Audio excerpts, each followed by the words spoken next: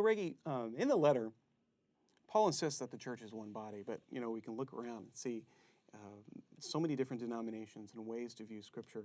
In what way, really, is the body, or is the church one body?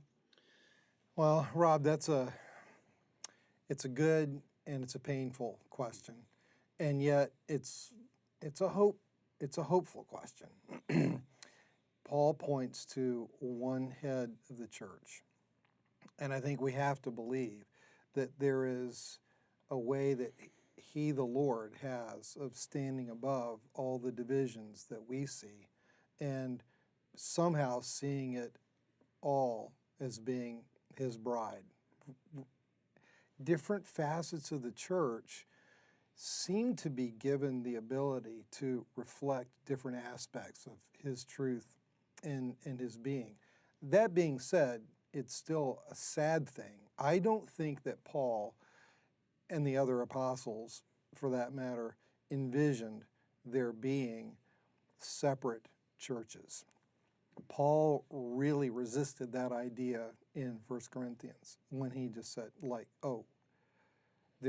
you got a Peter party, and you got a Paul party, and you got, a Jesus party.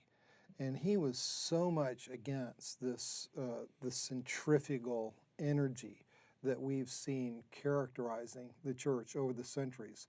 And I think when the Lord comes back again, there's going to be a lot of repenting and tears over our not being able to figure out how to obey the teaching that there's one Lord, one baptism, one faith.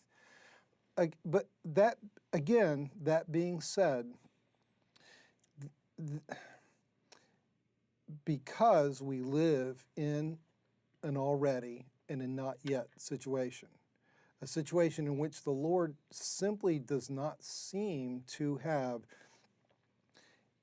given the ability for all who name His name to come to agreement on everything. And some of the issues are fairly minor, like, grape juice or wine.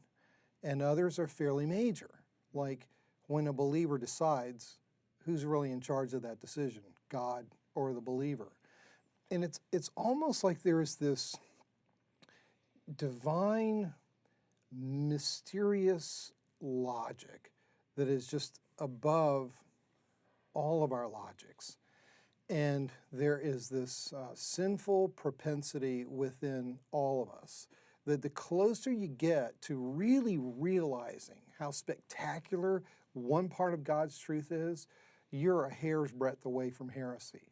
And it's almost like He's created the church to have people who overstress, the other side of the truth to be points of accountability to all of us.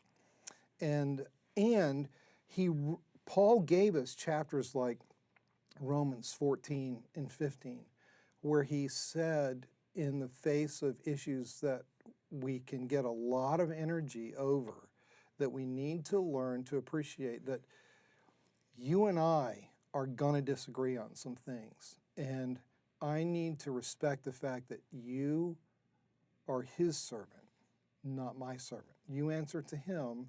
And not only that, I believe that He will enable you to stand on the last day. And somehow our whole hermeneutic, our whole approach to Scripture is supposed to take into account the idea that there can be a oneness of mind and a oneness of voice that still leaves one another to be able to have the responsibility to figure some things out and come to some different conclusions. But we don't have the option of not loving one another.